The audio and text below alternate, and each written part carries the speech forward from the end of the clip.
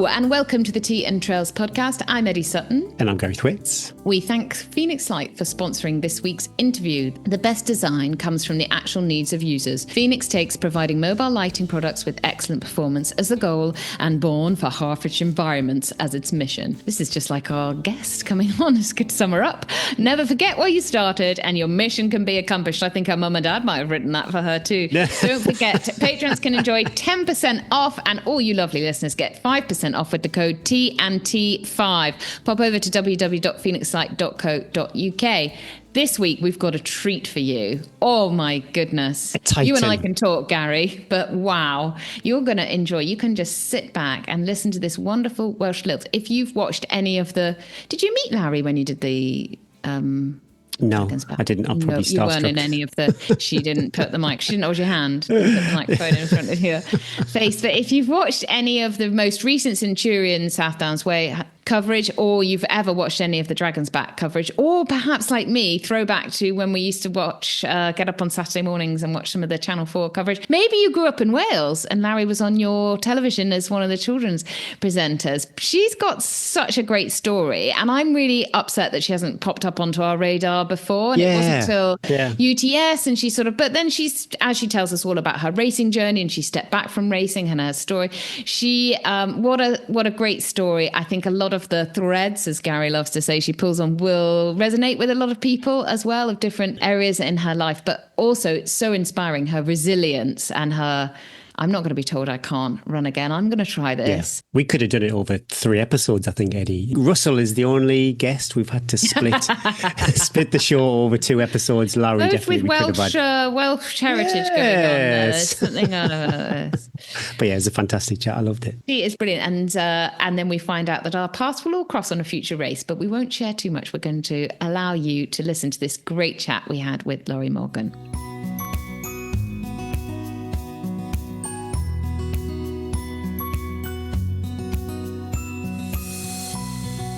Lowri Morgan is a Welsh television presenter, adventurer and ultra-marathon runner. She has competed in some of the most extreme endurance races in the world, including the 350-mile 66:33 Ultra in the Arctic and the Amazon Ultra Marathon. She has also presented various sports and adventure programs, including coverage of the World Rally Championship and the rugby show Scrum V. Morgan is... 5. It's Scrum V, yes. Morgan is known for her resilience. She was the sole finisher of the 66:33 ultramarathon when others withdrew 3 days before the end. Her experience has been documented in award-winning television series, earning her accolades such as Best Presenter at the BAFTA Cymru Awards. A warm welcome from everyone at Tea and Trails, Lowri. You've been in my on my television all weekend, been watching your coverage of the South Downs Way 100. So we're super grateful for you rushing in from that and dusting the chalk off your trainers and chatting to us. How was it? How was it back? Do you enjoy being back in front of the camera? The chaos, the chaos. Do you know what? It's a lot of people, and I had a few questions over. And first of all, thank you ever so much for having me on, Eddie and Gary. Big fan of the show, by the way. So I'm very honoured to be here. So thank you. But I often get asked when I present on races, people keep saying, oh, have you got FOMO? And I had that asked a few times over the weekend. And yeah, a little bit of FOMO. But to be honest, it's quite an honour to just watch runners pass checkpoints and then to see them cross that finish line and get to talk to them. I just love that because you get to see Mark Derbyshire absolutely smash it. You see Lucy Gossage just kind of smashing it as well and having a wonderful battle there with Julia and also Nicole and Carla doing extremely well. But also you get to meet Sarah, who was the last finisher of the race. She did it with 15 minutes to spare before the 30 hour. And then I am digressing a bit, but just I'm having some goosebumps just telling you. I interviewed her straight away and said, was there a time when you thought you wouldn't get here? And she said, oh, that guy over there. And she pointed to Jacko, who was a South African who had finished a few minutes before her. She said, I wouldn't have done it without him. And I said, did you know each other before the race? She said, no, never. But I was so bad in a dark place, that he came up and he got me through to the finish line. And for me, that Wow. says it all about ultra running. It's that camaraderie, that sisterhood, the brotherhood, and whatever you call it. It's this kind of inspirational people. You come and you might never meet them again. And I remember it to me when I was in the Amazon. When I told this to Robbie, who was co-presenting with me, I remember being in the Amazon and I was really struggling on the penultimate stage, which was a 100k stage. This Brazilian guy came up and he only spoke Portuguese. I only spoke English. And we just kind of signed all the way down through the last 10 hours.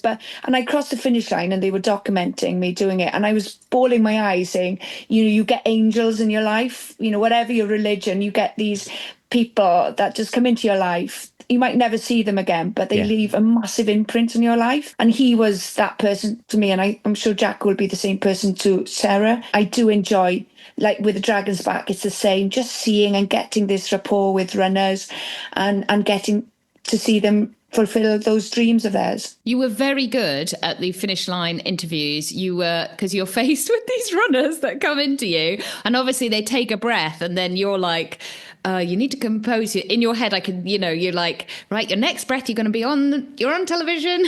Action. Action, and I need to try and talk to you. Don't swear. But you were very cool and calm with them, and were able to get a little bit of sense out of all of them, which I thought was that. Wow, that is amazing, because you could see that some of them can't. They, just standing. They just stopped. It's the first time that they've stopped, and they're having to. So you were so good, Gary and I. We've got to do. Oh. We've got our first Tea and Trails Ultra next weekend, and we have to do maybe a bit of about an hour's worth of live coverage. Whoa, it's all becoming very real. Gary's absolutely drilling it. Have you got any tips for us, Lowri? Yeah, I do. Come and do it for us. I've learned it over the years, and I know exactly what you meant, because I feel awful going up to runners at the end, because I know I've been there myself, when you can see the mic coming and you think this is the last thing you want to see. But often, and I presented to the end of Ironman races and Dragon's Back, as you know, and marathon races. And what I've learned is the eye contact. You kind of know when somebody does not want to talk to you just by the initial eye contact. Down, Gary. Yeah. And you can see if somebody doesn't want to speak to you, they will kind of avoid you totally. But a lot of the runners I spoke to, and I actually mentioned this on camera as well, they spoke more sense and more eloquent than I was. I didn't even have the excuse of running 100 miles. I remember doing my first Ironman years ago, 2003. We could see the finish line, but yet we still had to run a mile out and run a mile back in. And I remember seeing the finish line and thinking, oh God, I've hated every minute of this race. It's horrendous. I'm never doing this again. And then once I got to the finish line, I had a microphone straight in my face saying, oh, how do you feel? I was going, oh, that was amazing. It's the best thing I've ever done. I want to come back next year, And it's just, so it is, that's why I do quite like trying to capture that rawness when they cross that finish line. But it is the eye contact, Eddie. If they kind of try and avoid you in that initial second or few seconds. Do I grab hold of them, or do I just let it go? Well, I spoke to, I think it was Nicole I spoke to. I grabbed her and I could see that physically she wanted to speak. You could see that. But physically, she was a bit kind of... Yeah, she was a bit wobbly, wasn't she? And I just holding her hand throughout it all, just grabbing it tightly, and you could feel her, holding me. And it's that reassurance sometimes, that just kind of that human touch. I know I've got a microphone in your face and nobody else can see this, but I'm holding your hand really tight. And it just does make a difference, I think. Can you come to our next finish line? Hold my hand. Hold our hands. I think that's really powerful because she's had hours and hours and hours of relative solitude, and then just have that kind of moment of compassion as she crossed the line. Don't give Gary an excuse. Start holding people's hands. I'm holding on to because it's slightly different. We might see people as they cross the line, but we're also going to be on the stage trying to entertain people for an hour. I'm holding on to the fact that it's going to be a safe space for us. Those people are there because of the Ultra, the event, and the Tea and Trills podcast. So it's not going to be like a hostile crowd. We hopefully don't have to win them over. They are there because they listen to the podcast. That is true because it doesn't matter. I'm quite a nervous person. When I was younger, and I think this is why often I've not raced as much. It's that kind of insecurity sometimes, and being slightly nervous, not feeling that I'm good enough. Maybe that imposter syndrome, which I still have. But as I've grown older, I've not tried to ignore those feelings. I've tried to embrace them and think, right, if I'm nervous, it means I'm chasing something that's worth it. That's something that's important to me. So, for example, on the weekend, I was quite nervous. Do you know, because sometimes when you work in television, unfortunately, you do get people who watch who aren't really invested, and you will get people always complaining about you and saying, oh, what is she doing that? But on the weekend, I said, do you know what? People just want to see the race, and they just want to see you enjoying the race. You're there because you're a runner. You're there because you're also a presenter.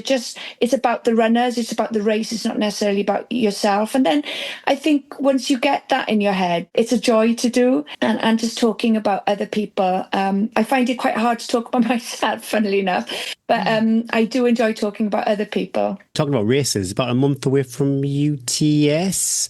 How are you feeling? I'm curious, are you faithful to the whole recovery process? There's a lot of athletes who I see, there's people doing the spine race at the moment who actually did Cape Wrath, and people did UTS and are doing the spine race too. And it's like, wow, that blows my mind. I'm just curious how you feel and how you approach the recovery. Goodness me, I'm 51 now, and my mindset has changed completely. Before I used to worry about recovery and think, I need to get back on the bike and not literally, but you know what I mean, back running and training. But I think now, especially with my attitude, for example, with the Arctic, that was my A race, and I wanted to finish that. And I knew I had broken metatarsals during that race as well. I was in a lot of pain, but I just thought I just need to get to the finish line. And after that, I will rest and I'll take 6 weeks off and I'll enjoy it. And I do think there's some importance to that, having that time off and just running for the joy of it, not going and doing split and looking at elevation, just enjoying it, not having your early morning runs as I do, because I'm actually not a morning person, and just enjoying it and just taking a chill pill in a way. That is important, because there was a time when I would worry, I needed to find the next race, I needed to find the next challenge and do it as quickly as possible. But I think the secret to my longevity, because I've got a knee reconstructed. I've got a reconstructed right knee, and then I haven't got an ACL, and the MCL is pretty dodgy on the left now. So I've just learned, just enjoy it. Everybody's different, and everybody's entitled to their own ways of recoveries, but that's mine. So post UTS didn't really completely follow my words of wisdom there, because I did pace a friend on her 200-mile. Oh, for the wild horse? Was it the wild horse? Yeah, that's it. Yay. So I did UTS on the Saturday, and then I was back running on the Tuesday, and then on the Wednesday I was pacing a friend she went on to win the 200-mile race. So that was good. I was surprised I was able to do that, but I did know in the back of my mind that the pace wouldn't be flat out for that. So I was quite happy to do that, and obviously very honoured to be supporting a friend. And then I went and did the Castles relay race from Carnarvon Castle down to Cardiff last weekend. I started off, I did the mountain stage rather, and started in Dolgellau on the A470 and had to run to Dinas Mawddwy. So it's quite about 1,500 feet, something like that, which is not amazingly high, but it was 10 and a half miles and on tarmac. So I started off, and I was looking at my splits actually, and we were doing like sub 6 minute miles to start with, and then I kind of hit the first climb and I was like, oof. I can feel the UTS in my legs here. Oh my goodness. And then my son was at the checkpoint, and they've never seen me start a race and being able to follow me throughout. So I said, "Oh, do you want to be my support crew?" And he was like, "Yeah, please, yeah." The first climb, he kind of just stood there, gave me the water, and I was trying to get him to run with me, but he wouldn't move. So I stood with him. I stood with him for a split second. I think you see it on my Instagram video. I kind of come to a stop, and I take a sip and go, "Oh, thanks very much," and I give it back to him. But then my legs are absolutely, my thighs are killing me. And I thought, "Oh, do you know what? I've just got to run my own race." And then I just let people pass, and I just settled into my own pace. And then my legs warmed up then, and I got to the second climb, and I was like, "Woohoo, I'm back here. I'm in the groove again." And then I climbed, and I could feel myself either getting stronger or the others were getting slower. You know, I didn't know, but I just could feel the I gap always closing. go with the getting stronger. I always go with the getting stronger. You guys aren't slowing. I'm just getting That's stronger. it, yeah, it's me getting faster. Let's go with that then. I was getting faster. And then, of course, got to the top of the climb, and I knew it was pretty much downhill with some undulating sections at the end. And I think this is where the mountain training came in, because you could see a lot of the road runners, their legs couldn't cope with the descent, where I was like, "Woohoo, this is brilliant." How are your And knees going downhill? There was one split second, if you know the A470 and coming off Dinas Mawddwy, that's extremely steep, and it's windy as well with some hairpins. So you obviously try to get the straighter line, and there was a bit where I was going, "Oh my God, my knee's going to go now, it's going to flip out," but it didn't. You can feel because I haven't got that ACL anymore, I can feel the muscles doing the work. It's pretty amazing, really. Yeah. The body, it just blows my mind what we can do. But then, yeah, I felt good. Touch wood, Eddie, it's been okay. I was really nervous doing the UTS. I put my name down at the very last minute when they opened up some spare places, and I wasn't going to do it, and I was with a friend who had their names down. They said, "Come on, do it with us." And I was like, "Oh, I don't know if my knee's strong enough, or especially for the descents." Yeah. But I thought, you know what can go wrong? I can't tear my ACL again, because there's no ACL there. Yeah. And if it's bad, I'll just have to kind of walk down. I've got I'll just have to have a plan A, B, and C for if things go wrong. So let's just take a calculated risk. Let's see how it goes. And you know what? I'm so glad I did. I really enjoyed it. It was a joy to be out there, to be honest with you. I think sometimes when you get injured for so long, you appreciate those runs a lot more. And I certainly did. I wish I'd taken a support crew with me now, knowing that I was competitive. I carried all my kit, but that was my fault, not having the confidence, really, because I had friends offering, and I said, no, I don't want to burden you. No, don't worry, I'll be fine. And then, of course, when you kind of go, "Oh yeah, maybe I could have shaved a minute here, a minute there." I suppose that's why we do the sport we do. We're always looking for improvements and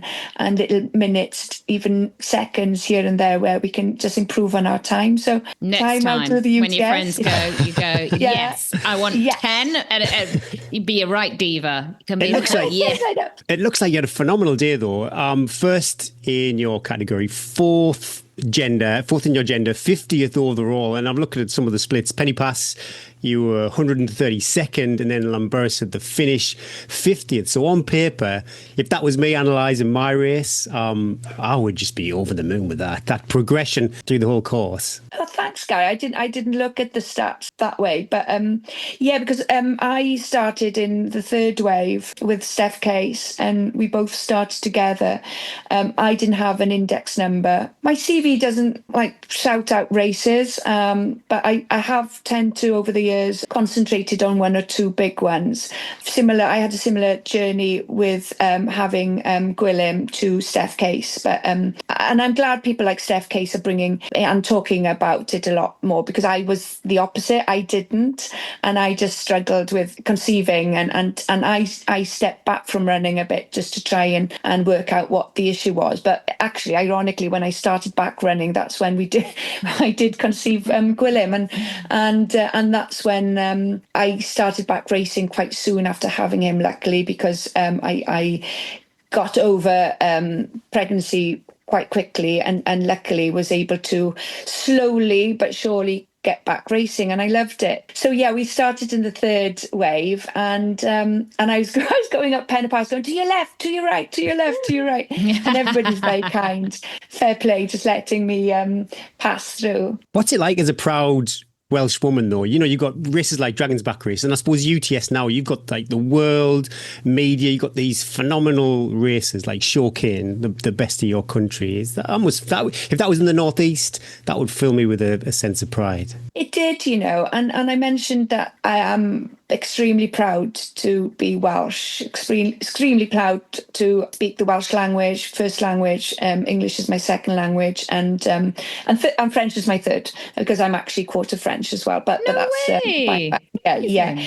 But yeah, I was extremely proud, and I remember I was saying that I was nervous. Well, I was so nervous leading up to the race, and then I stood in the start line. And it was a very proud moment as well, because that start line of that third wave, it was just all women, and it was such a very empowering moment where we were just going, yeah, come on, we're taking over the first line here. And I just looked up, and because there was nobody in front of me, I just looked up, and there was this amazing sunrise in front of us, and you could just see the mountains clearly. And I just thought, you know, and I had this huge moment of peace, this kind of soothness that came over me. And I went, you know what, I'm just going to have a really good day on the mountains today. And then the gun went off, and I just kept telling people, you know, Devil's Kitchen is not Devil's Kitchen, it's Pwllheli, it's the original name.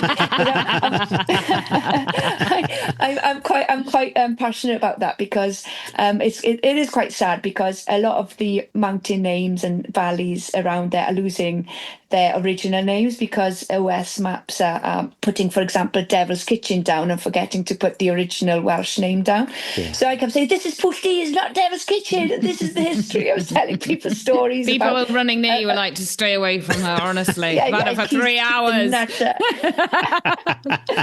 Well, but we have so many mythology in Wales. You know, I'm sure you've heard it on Dragon's Back, and we've got such a lot of stories behind mountains and things. So that tends to keep me and whoever is willing to listen I would on be the race. well up for it. I love it. Whenever I run with Robin Cassidy, and she will have done a little bit of study of the history of where we're running, and she'll be like, and now we're running past, and I'm like, I love a bit of like a little bit of history lesson of why like the landscape might be formed how it is, or what it was used for, or the mining or whatever. Yeah, Larry, I'm up for that. You could start offering that as part of people's UTS training bundles. You could be like, run with Larry. She'll give you all the names of the mountains, which you must learn and repeat. Yes, back to front.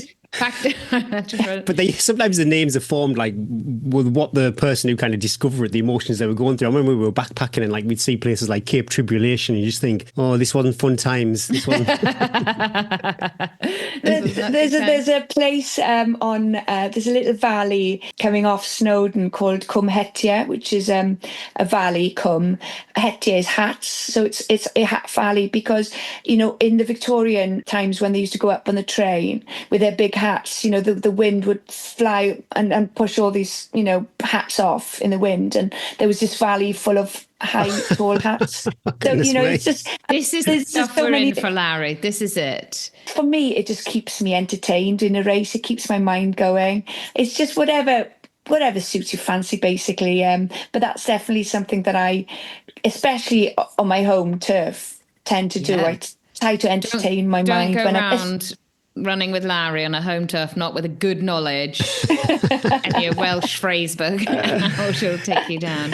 Larry, can we rewind from UTS? Yes. Because we've jumped to present day, but I want to go back, because your history as both like as a runner and an athlete is, well, it's incredible as well. And I think we should sort of start your journey there. And also I want some rugby intel that I can go, and because I'm going to tell my boys when I pick them up from school later that I taught you, and that you're an international rugby player, and they're going to be like, Mom, it's incredible. Whoa. That'll be, bro, that's so, she must be so cool. Because you were a runner and a rugby player. How did that sort of your sort of school sports days, I guess it was, wasn't it? Because it was it 18 when you injured, when you were... That's it, yeah. Tell me a bit about like... I was a big runner when I was in school. I was very lucky to have quite an influential and strict sports teacher. She wouldn't mind me saying that because we were still friends. And she was actually a Welsh school's cross-country manager also. I was rubbish at netball, rubbish at hockey. So every time they did that, she would then say, like, Lowri, you go and run on the track. You know, there was another girl who was very, very talented as well, much faster than I was. We would just go and on the track, our track was on a field, basically. So we would run around in circles and just love it. Absolutely loved it. But I initially started running with my dad, actually. And I think I realised early doors how beneficial running was for my mental health. I think that was the first thing I learned before even venturing into competition. He ran purely to de-stress from a busy day, and I would go with him, and it wouldn't be far, 20 minutes, but it was just that solitude moment of running with my dad, but also realising that I felt better after it. So that was about 11 years old, and then somebody saw me running on a track and said, oh, she's got a good running gait, running style, running form. So I was kind of quickly put into a squad and was basically encouraged to race. And we had a brilliant team. I ran for Welsh schools and British schools, and I was running with the likes of Hayley Parry at the time, Hayley Tullett, who went on to win, I think it was a World Championship silver in 1500, 800. And then Paula Radcliffe was the same group as us. And then I just got... And I think this is something that's happening still. I just got to 16, 17, and I didn't think that there'd be a job for me in running. You know, it wasn't professional. So I was a musician as well. Did a lot of singing and playing the piano and violin and viola. Did the harp, but I was rubbish. But I did a lot of music as well. And I just realised that maybe if I wanted a career, it would be in terms of music. So I started to concentrate more on my education, and running seemed to kind of be pushed to the side. And I also felt it quite lonely, if I'm honest. It's ridiculous to say it now because I run because I love that time with my friends. But at the time, I was going from one race to another, and then I'd go off then and go and play in an orchestra later on. Or it was quite an insular sport. And I was talking to Denise Lewis about this recently, and she was saying she's still finding that issue especially with girls at this age. It can be quite lonely. Anyway, fast forward, I went to university. It was the first week in university, and a couple of my running friends saw me and they said, Lowri, come to the rugby table. We're desperate for a rugby player. Kappes, she's gone off to kind of start a band apparently, and we're all like rolling our eyes going, oh, what is she up to now? Is this Kappes Matthews? Yes. Wow. And we were like, she's got to set up. Oh, for God's sake, Kappes, it's never going to get to anything. Oh, it won't come to anything, Kappes. Anyway. No, I know Kappes. Well, I've known her since we were children, so I can say this, and she laughs about it. But she was the one basically who got me into rugby without realising. So I filled her space that she left in the rugby team, and I was put on the wing. And then apparently I didn't play a wingers game at all. I was all over the place, and they said, "Oh, you're definitely not a winger, Lowri." And the next thing I know, I was a flanker. Yeah, can see. And I loved it. I really did. I really liked it. I was fit, and I was a very good tackler. Were you? That's interesting, because you haven't come from like a games place. You've come from running, and I'd have thought you'd have been like, oh, I'm so good because I can get past everybody. But you were up for the contact. Exactly. I surprised myself that way. Yeah, so I was in the back row, and then I went on, and I was luckily, I'm very fortunate to win my senior cap quite soon after. And then I had my knee injury, so I shattered my kneecap. I didn't tear my ACL, but the ACL apparently was quite strong, so it pulled the bones off either side, so they had to screw. Was this during a game you did this? It was during a game. It was against Loughborough Oh, University. They're dirty as well, I know. Yeah. But I remember it was like somebody ripping cardboard boxes. That's what I heard. And then, ironically, I walked off the pitch and somebody gave me crutches and I said, oh, don't worry, give me 10 minutes, I'll be fine. Just wait for the pain to disappear and I'll be back on, ladies, don't worry. And then next thing, somebody said, I think you better go to hospital. So I did, and I had to have an operation that evening in Warwick. And I said, no. I said, no, I'm going home. You're taking me back to Swansea. So they filled me with lots of painkillers, and then I sort of travelled back with the girls. They won the game and they were drinking, and I was sitting there, high on painkillers. Met my dad and then had an operation that night. And the treatment was completely different then. I was in a cast for about 3 months. I was in a wheelchair, and I remember leaving the hospital determined, because they told me you're not going to be able to run properly again after this. You've just got to be aware of that. And I remember leaving the hospital kind of really determined to kind of not to prove to the doctors they were wrong, but to prove to myself. So I was on crutches for ages, got the cast off. Obviously my knee, and it still hasn't got full extension, was kind of rigid, could not move. And the day I got the cast off, I said to the nurse, oh, can I start swimming tonight? And she laughed and she said to the surgeon, oh, this one thinks she's going to go swimming tonight. And he said, well, if she wants to go swimming, she can go swimming. So I was in the pool that night. And even though I could not move my leg, which I had a massive surprise about, I was back training. And then it was a case of learning to walk again from one lamppost to another. I remember doing lots of dips on the crutches, my shoulders were massive.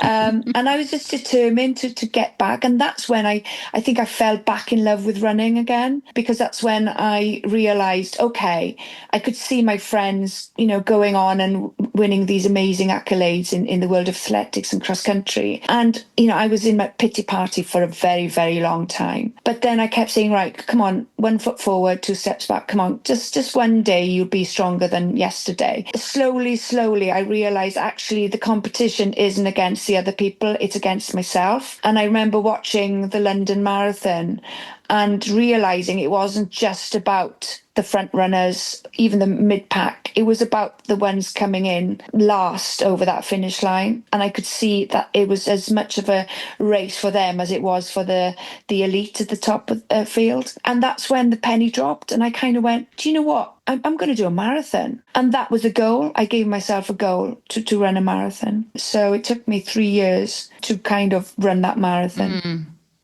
And I loved it. And that's when the endurance racing started for me. Anybody that was an international athlete at school, plus obviously a very accomplished musician on not just one instrument, but many, you juggled so much already. You had that mindset of training day in, day out, practice for tiny little incremental increases. And then, so you're already an endurance athlete before you knew it really, weren't you? Because you had that mindset of I turn up every day and I practice. You'd been honing that skill since you were a child as well. I wrote a book and I wrote a book and I sent it. And I didn't want to write a book. I'd been asked for many years to write a book. I said, no, nobody will want to listen to my story. And then I did write a book and I sent it in. And the publisher said, no, this isn't what we want.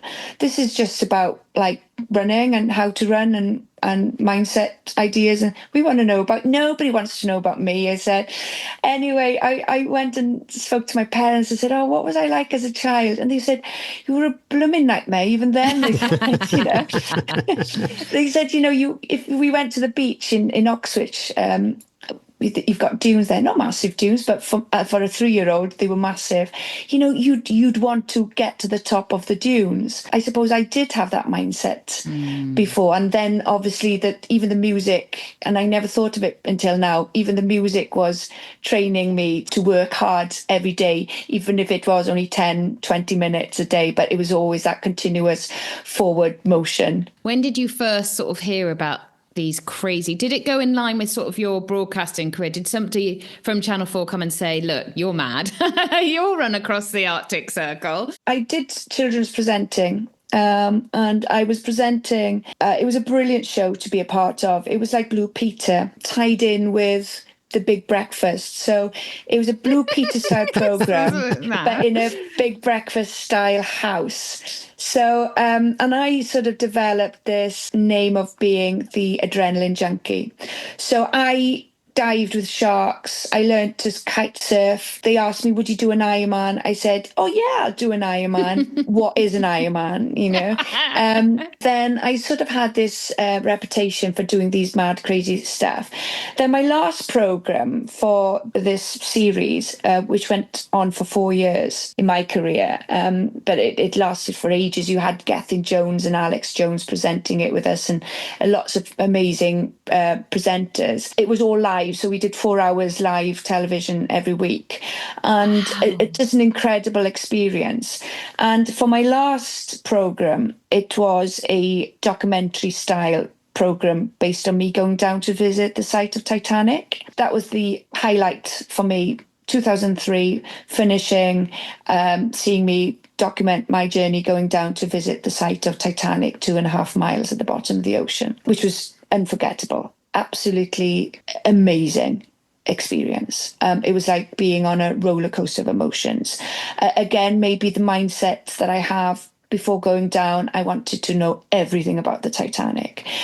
So I studied it really hard, got to follow people's lives on the Titanic, what they did before, what were they going to New York for, things like that. So when I went down to see the Titanic, it was like a roller coaster of emotions. One moment I was really excited to see a champagne bottle still standing upright, together with its plates, first class plates, lying next to third class plates, and just incredible things like that. But then I also saw children's shoes. Yeah. I saw suitcases, which reminded me, obviously, that it was a graveyard for 1,500 people. So I finished the series with this incredible experience.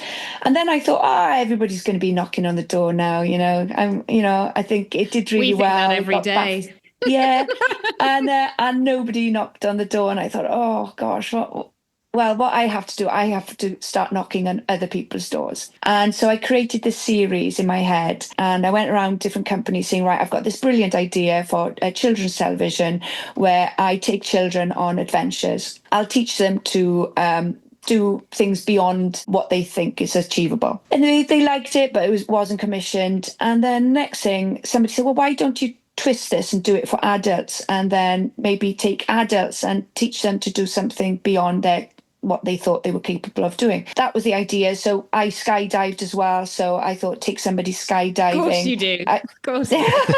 And skiing, I thought, take somebody ski touring, and take somebody who's done a marathon and take them to do an ultra marathon. That was the idea. Every time I took it in, 4 times they said no. Then a new commissioning editor came into S4C, and she liked running, and she heard of this idea, and she said, Lowri, come and have a meeting.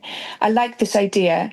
Can you tailor this for yourself? And we'll do a series following you doing this ultra marathon in the Amazon. So I hadn't come upon this ultra marathon before. It was a researcher who'd found this Brazilian jungle marathon. And I went, yeah, okay, then let's do it. I said yes, because it was work for me, So I said, yeah, let's do it. And I ran it. They filmed me training. I ran with people like Ryan Sands. Didn't know who the hell Ryan Sands was at the time. I actually asked him, have you done anything like this before? and we became really good friends. We've kept in touch since then. And then Nikki Kimball was running as well. We've kept in touch since then. And I finished third lady, 10th overall. And they were saying, have you done this before, Lowri? And I said, no, I've never done anything like this before. But I loved it. I really loved it. And they said, you should try and do some more. But even at that finish line, I still questioned whether it was beginner's luck. There were times in the Jungle Marathon where I thought I wouldn't finish. And I'd kind of had in the back of my mind this kind of Arnold Schwarzenegger style finish where I would collapse on the 5th stage with the cameras rolling, saying, I can't do it, but I'll be back. You see me next time. I will I will, you know. So you come back visualize this stronger. on the way to the finish. You visualize this in your head. This is what might be I've been bitten by hornets on the 5th stage. Oh, wow. And I thought, that's it. And I gave myself loads of excuses of, I think my tongue was swelling. A medic looked at my tongue and I said, my tongue is swelling, I can't carry on. And he looked in my mouth. He said, no, your tongue is perfectly fine. There's nothing wrong with you, Lowri. You had been bitten like multiple times, though. If you hadn't carried on, that would have been okay. Yeah, it was. But then I wasn't, I was fine. I was just But this is the thing, excuses. isn't it? It becomes all like, I know I've been bitten over 40 times by hornets, but actually, this is such the ultra runner's mindset, isn't it? I was actually fine, so I could carry on. I only had one leg, but the other one was functioning. So I really had to just carry on. Yeah, I know. I only lost about 10 toenails, but it's fine. The tongue but is yeah, fine. I it bet is- your it is tongue was a bit crazy. swollen, and that medic was like, "Oh, push her on. She'll be fine." And he just looked at me. He said, "You're fine." So I thought, "Oh no, the cameras are rolling." And then I thought, "Oh, what I'll do? I'll just run to the biggest tree I can see, and I'll just hide behind the tree and just not reappear." And I had all these ways out, and then I thought, "Oh, I just got to carry on." But you two will be able to, and your listeners will be able to relate to this. You get to a point where you kind of go, "Oh, actually, I feel okay again now. I've kind of got through that dark point." The darkest, lowest of low, where you think, I'm out, I'm done. There's no way, no human has ever felt this tired, sick. And then you're like 20 hours later, you're still there and you're like, I am still going. I know, it's incredible. The UTS was the same, and I saw it again on the South Downs Way 100. I finished the race and feeling good. I felt strong. I didn't collapse over the line. I did piece to camera because they were filming me around the UTS as well. And then I saw a seat, and I just went and sat on the seat, and I just could not move. And somebody came up and she said, "You okay? Do you want a stretcher?" I was like, "No, I'm fine. I just can't move." And somebody said, "Oh, my camper van was about 400 meters away. I could see it." And I thought, I don't think I can walk 400 meters. Yeah. It's amazing, isn't it? The mind can carry you all the distance that you've kind of calculated in your brain. And then once you've done it, then even walking 100 meters is like torture. But this particular part of the race, I remembered my mother had given me before the Jungle Marathon this tiny, tiny wafer-thin piece of paper with a quotation on it. And I thought, "Thanks, Mum, that's really kind of you, but I don't think I'll take it because it's really heavy." When you count every gram of what you're carrying. And I thought, "Yeah, thanks, that's really kind, but I'm not going to take it with me." But last minute, I decided to put it in my pocket. When I got bitten and I thought, "That's it, I'm pulling out." I've done myself proud. It's my first proper ultra marathon. People like Jeopardy as well. So, it's fine if I don't finish on camera. It's the courage to continue that counts. So I'll come back tomorrow and I'll start training again, and I'll be like Rocky and, pick myself back up again. And I remembered this quotation my mother said, and it was, "Glory is not by never falling, but in the way you rise when you do fall." And I'd not thought about it before that moment. And then I started to repeat it in my head, and I was falling literally and tripping over branches. My feet were in a terrible state. And then I thought, do you know what, Lowri? It doesn't matter how fast I go. Such a cliche, isn't it? It's about putting one foot in front of another. It's about picking yourself up and just getting rid of the mud on your knees and just kind of going. And that's what I did. And I can actually tell you, within about 10k of that horrible dark moment, I just started to feel really strong again. This smile returned to my face, and I don't know what it was. Some people think it's religion. Some people think it's the endorphin. Some people think it's just a mindset thing. Whatever it was, there was something really deep within the soul that started to carry my body. Because I remember every link I did for the camera throughout that race was my feet. My feet are in a terrible state. I'd lost my toenails. I was really struggling. I did this schoolgirl error of not taking big enough shoes that my feet had swollen so much. So they were in terrible pain. But then when this kind of moment happened, I remember knocking my feet on the floor and thinking, the pain's gone. I didn't have any pain in my feet. great. And I just started to find this surge of energy, this fifth gear, this sixth, seventh gear. And I think that's when you realise your limits don't break, they just bend. And then you just find a seventh gear, an eighth gear. You might drop down to second gear here and there, but then you start building again. Your limits just bend, and it's like a wave, and then you start to revel in the moment, and then you kind of go, oh, I'm loving this again, you know? And I think we'd all three of us agree that that's what ultra running's about. It's that very small high bit that we're all addicted to. Yeah. Lowri, this sounds like you need to do the spine race. Do you know what? I looked at it this year. I was kind of, oh, yes, it does look like a type of race that I like. And I asked Robbie Britton, who was co-presenting, I said, why do you do it? And he was going, I do it for the adventure. And that's the reason why I do it. It's not about the clock. It's not about, obviously, the clock is important if you've got cut-offs and things. But it is about that personal battle, isn't it? It's that personal competition to see, can I survive? I did the Pan-Celtic bike race 2 years ago when I was waiting for my knee to kind of repair itself, and that was like a 1,000-mile bike race. I did it with Mimi Anderson, and she got me involved, thankfully, because I loved it. But you know, it was just about, let's see how far we can go. And it's the same with running, and the spine appeals to me for that reason. Hence why I've put my name down to do the Northern Traverse. Join the party. Are you doing it? Yeah, we're all doing it. We're all doing it. I thought, Eddie, you were doing it, and you, Gary, fantastic. Yeah, brilliant. Okay. We can meet for recce runs, and I can give you the names of everything, the history. Yeah, I need to do some research. I'm quite familiar with the moors. Hopefully don't get lost on the moors. That's a deal. I think that's what a lot of these races are about. It's about the recceing as well. Oh, the best bits. You know, the best bits. Yeah, the best bits. And building that friendship. That's one thing that I didn't do a lot in my early ultra running career. I did a lot on my own. And now I've changed my training to include those social runs. And now I was always, just like I was with the UTS, I didn't want to intrude on anybody's day by asking them to be my support crew. And it's the same with running. I didn't want to intrude on people's running plans by saying, can I come with you? I never wanted to do that, but now I do, because I think accountability is so... along. Yeah, I do. I invite myself along to everybody's run. And I go, can I come? And, you know, I've made such really good friends by having that courage to ask. You know, if they don't want me to come along, they can say no. But I've met so many amazing people just by having that courage to kind of go, I don't know you very well, but I know you're in Brecon Beacons. I really fancy a run. Do you mind if I just hop along for just a couple of hours? And it's such a good feeling. People love knowing how people train. And a little bit perhaps how you train for these.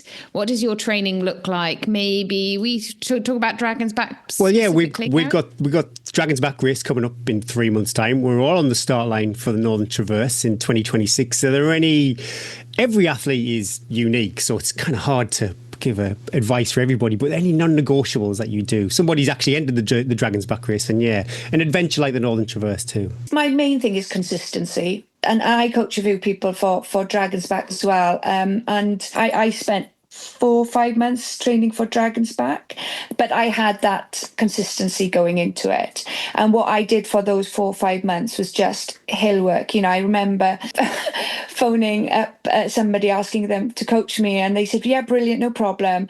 They said, how long do you run? Oh, I've run 100 miles this week. And he was like, oh, that's brilliant. He said, how much elevation? I went 0. So what I did then was I went down to literally 50 miles a week, but it was all elevation. Yeah. And the one thing I would tell people, having raced it, but also being on the other side watching with a media crew, is just train on that terrain as well. It's easy for me to say to somebody, oh, go and run, 15 miles, but that's got to be 15 miles with elevation. For example, Knecht is a good example. And you see everybody's in second gear going up that. It's a killer, isn't it, Gary? You know. I tend to stand stand on the top with a camera watching them come up. And everybody, the elite, the walkers, everybody's struggling. But what the difference that I see is the elites, or the ones who have conditioned for that terrain, can find the third, fourth gear once they get to the top, and they can carry on. And you see them then picking up gear, going down the valley. The ones who haven't conditioned, you see them, they get to the top and then they've got to stop, and they like, and they can't find another gear. They can't pick up that pace. And that's one of the things I would tell people: get the elevation in, get the long climbs in. I trained, my son unfortunately was in hospital for those months of training for Dragon's Back, so I couldn't venture far. So the only time I could train long was overnight, because I wanted to be with him during the day. So I did a lot of running from 9 o'clock until 6 a.m. Those were my long runs. What I did in the day, though, I did a lot of speed work, which I think a lot of people tend to forget for these long races, because there are mountains to climb, yes, but then you've also got road sections to get to the mountain where you need to pick up the speed.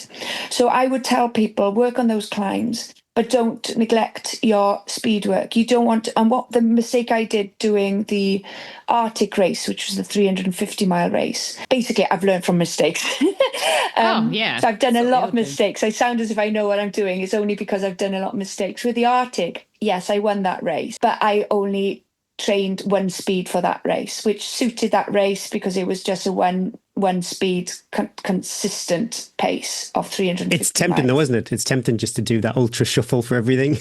Exactly. But with the and when I went back to running marathons after finishing the Arctic race, I had to learn to run again. My gait had changed, my technique has changed, so I had to learn to run fast again. So what I would tell people for Dragon's Back, for example, is do the climbs, but also don't neglect the speed work. Yeah, we always talk about, even if it's just some strides during the week, throw those exactly in. As I've become older as well, I've changed my training. I train 5 days a week now. I allow myself 2 full days off. This is just personal, but I do double days, and I find that suits my age, my 2 dodgy knees and my dodgy shoulder better. I do a lot of double days too, mainly due to family, because finding an hour and a half in a day in the week, I'm like, I already get up at 5. I'm not getting up. Anything with a 4 in, I'm not doing that. But I do find it really good. Yeah, a shorter, like 45 minutes. I can do 2 of those with like relatively little effect on my day. But if I do a 90-minute run and I did that every day, I definitely think I would feel the accumulation of that. I love that you've learnt and like adapted and listening to your body. And now I'm super excited about the Northern Traverse recce team that we're putting together as well. So am I. Can we start a WhatsApp group after this? Oh, we love a WhatsApp group. We will start a WhatsApp group and then we'll start selecting other participants, but there'll be very careful selection because we need to check their sort of like snacking ability. Now I know you're musical as well. We'll have to like collaborate maybe as well on some musical numbers, and I need to find out, like, are you a soprano or an alto?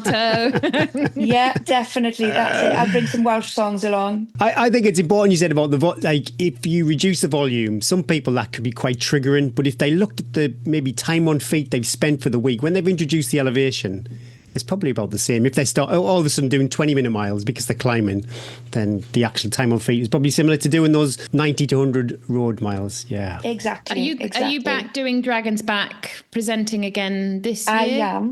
I am. Yeah. And do you know what? I love it. I absolutely love it. Again, people are saying, would you fancy doing the 6 day? And now, having done the UTS has given me so much more confidence with the knee. Yeah, it was. That's all I wanted. My motivation for that was just to get to bed before midnight. So to come in. That's my motivation every day. It was. But before 9, not midnight. But it's weird how we have different motivations for different races, but that was the true thing that got me moving faster. And to get there in what was it, 10:30, 17 hours, something. I was, truly surprised and chuffed to bits. Couldn't go to sleep though, typical. I'm really excited. I'm 51 and I just feel, I'm running 18, 20, 5Ks. I'm just finding a second lease of life and I'm really enjoying it. And I just think as a woman who has taken a step back so many times from racing, especially, I've always run. I've always consistently run, but especially I've not been a massive racer because of work a lot. Working in sports makes you give up a lot of weekends for that. But, I just feel as if I'm having a second chance to race again. And maybe I just feel I don't care. My son is 10 years old now and I'll just give it a go. I love being a V50, Lowri. It's the best years of your life. It's been very fruitful. Says the man, as the women crumble. The man goes, I just get stronger. I've got one last question before we do the quick five, Lowri. Athlete, adventurer, speaker, presenter, coach, and a mum, apart from a parent. What do you enjoy the most? Do you know what? I've been so lucky that I've been able to morph all of them in together. So I'm doing an adventure race in 2 months' time. So I've got 2 months to learn to mountain bike and kayak. It's not a problem for you, Lowri. You'll be like, it wasn't that hard. I just sort of jumped on it, and I'm in this team, GB team. I don't know. They give me this rainbow jersey. Oh no, I'm really excited. No, it won't be that. I'm going out with a friend. I just realised I'm going out with a friend later on who is a very, very good mountain biker. Our children go to the same school, so she ran back with me and she said, "Come on, I'm going to take you on a mountain bike." And I said, "Do you remember the last time I came out on a mountain bike with you?" And she said, "Yeah, I was screaming all the way around." I'm absolutely terrible. So that race will be interesting. But I just have to have that positive attitude that it will be okay. I just got to do my homework before. But the best thing, for example, I ran into school with my son this morning on the bike. I just loved it. He had his music on and he was singing away. I was singing with him. The runs like that are brilliant. There are runs when I am on my own on top of a mountain, nobody else is there, and the only thing I can hear is a bird and my heart beating, and that is just as special. I've been lucky to work as a broadcaster on sport as well. I also work on like a Welsh version of Songs of Praise, and it's more spiritual than religion, and I get to meet so many people, and I'm often asked who inspires me, and it's the ordinary people tend to inspire me when I do these races. I was interviewing a farmer the other day who was out in all types of weather, all hours, and I'm like, you inspire me when I'm on a mountain and I'm drenched and I'm hating it. I think, imagine these farmers are out there, they're doing it because they need to do it and they love it. And then it brings me back into the why I'm doing what I'm doing. And so I love everything I do. And I always think I'm very fortunate to be doing what I do. Every week we ask our guest to share their favourite workout of the week, and then we pop it over to Facebook to let the listeners have a go. We sometimes have some creative ideas, and we've had all sorts. We've had hill reps, we've had fartlek, we've had Zen runs as well, just enjoying the moment. Runs. Do you have your favourite go-to when you're going out the door and you go, what am I going to do? Workout that you always go back to and you enjoy doing? That's a really good question, because every run has a special moment. Your Zen runs, even your intervals, I have a love-hate relationship with those because I hate them, but I absolutely love the feeling of walking away when you've smashed like 12 times 800 meters, and it's such a great feeling. But I think, and you've already mentioned it, so apologies for repeating it, I do like a good fartlek, because I do feel sometimes you can incorporate it into a chatty run with your friends. What I tend to do, I go for a run and then I'll see a mountain, and those are my fartlek, and I will sprint up a mountain. So it's kind of a combination of an easy run and an interval. Simon Roberts, for example, will know exactly what I'm talking about here, because he used the Garth, the mountain here in Cardiff, and I know many of your listeners are based around here. So on the Garth mountain, we've only got one high mountain in Cardiff, which is only 400 meters, but I will go up there and I will sprint up nearly all of the different routes up to the mountain and play a game with myself, and I'll see which one is better. And I quite enjoy that, making a run into a game. So it's kind of a fartlek, squeezing in some hill reps into it, plus some easy runs, if that makes sense. I really enjoyed, for those young mothers, and what I mean as in mothers with young children in buggies, what I loved doing was fartlek. I'd run really fast to a lake with Gwilym in the buggy. Not really fast, but I felt as if I was going really fast. And then I'd get to the lake and I'd be like, oh, look at the ducks, walk around the lake. And then I'd speed up to the next place. And I was kind of doing a fartlek of my own, really, with my toddlers. I loved those as well. I love it. It doesn't have to be complicated, does it, a fartlek? No, I used to love when I just had one, and the afternoon used to be like sprint to the play park, quick push on the swings, back in, sprint to the wherever to watch the trains come through. You get such a good workout. I look back, I think I was the fastest I ever was when I used to push that pram around. I said to Steph Case, actually, as the race started, she said, oh, this is my first big race back after having Pepper. And I said, bet you'll run an amazing race. I said, my first race back after having Gwilym was most probably one of my best races.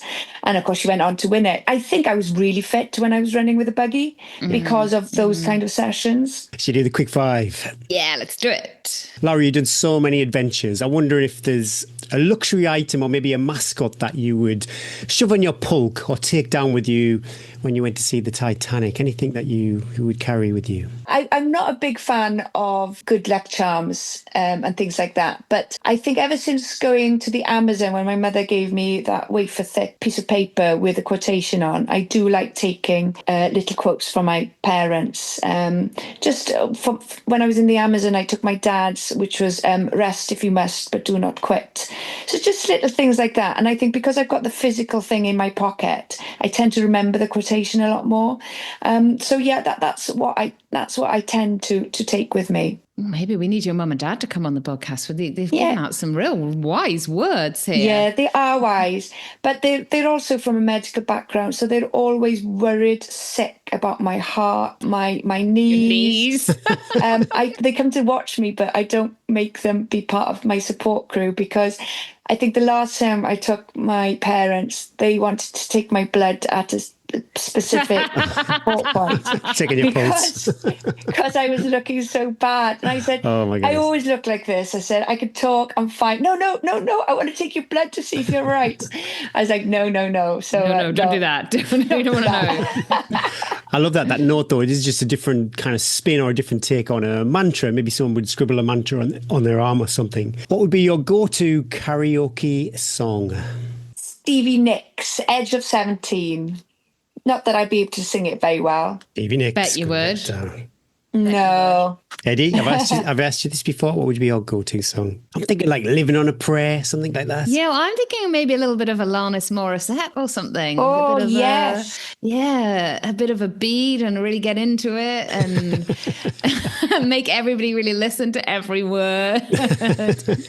Yes, that would be a good one. Eddie and I were banging on your door and we're famished, Lowri. What is your signature dish? What are you going to rustle us up? Oh my goodness, you don't want to come into my kitchen. I can't cook. I burn everything. So unless you like things burnt, then you're most welcome to come to my kitchen. Can we just go for takeaway?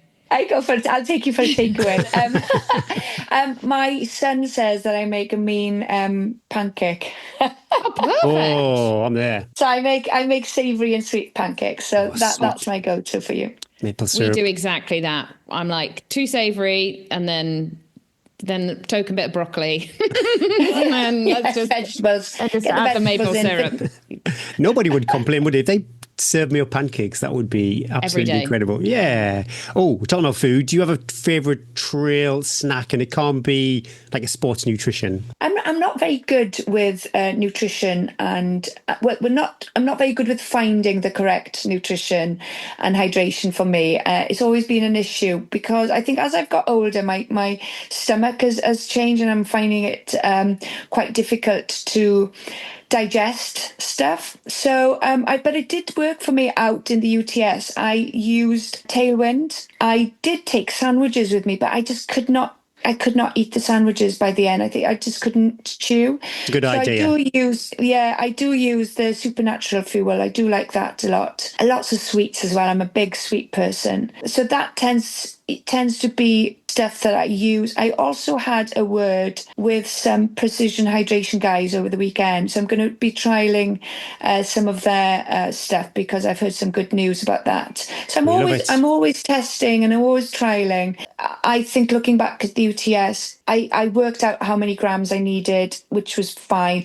But I think the weight was too heavy for me. I was carrying extra weight. So it's about finding the carbs, but also the proper weight to carry for a race of that distance. I love the dates, Lowri. You're exactly like myself. I'll go, oh yeah, a nice sandwich would be great. But then it weighs 200 grams, but I get 20 grams of carb. It's like, it's too much weight per carb. I'm exactly the same. So I'm trying to perfect that really and get the right grams, but also being light with it as well.